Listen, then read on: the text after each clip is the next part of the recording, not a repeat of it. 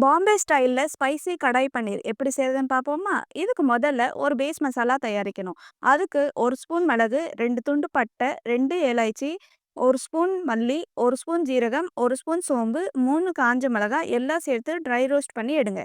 சைடில் வச்சிருங்க ஆறட்டும். அதே கடாயில் கொஞ்சமா எண்ணெய் ஊற்றி ஸ்கொயராக வெட்டி வச்சிருக்க வெங்காயமும் கேப்சிகமும் 3 நிமிஷம் ஃப்ரை பண்ணி எடுங்க.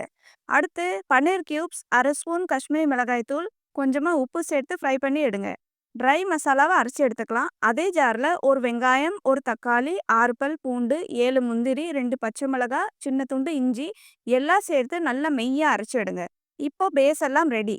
கடாயில் கொஞ்சமாக எண்ணெய் சேர்த்து 1 ஸ்பூன் ஜீரகம், அரைச்சி வச்சிருக்க தக்காளி வெங்காயம் பேஸ்ட் சேர்த்து மிக்ஸி ஜாரில் கொஞ்சமாக தண்ணி ஊற்றி கலக்கி தேவையான அளவுக்கு தண்ணி சேர்த்து அரை ஸ்பூன் மஞ்சள் தூள், 1 ஸ்பூன் காஷ்மீரி மிளகாய் தூள், அரைச்சி வச்சிருக்க மசாலாவில் 2 ஸ்பூன் தேவையான அளவுக்கு உப்பு எல்லாம் சேர்த்து கலக்கி விட்டு எண்ணெய் பிரிஞ்சு வர அளவுக்கு வேக விடுங்க.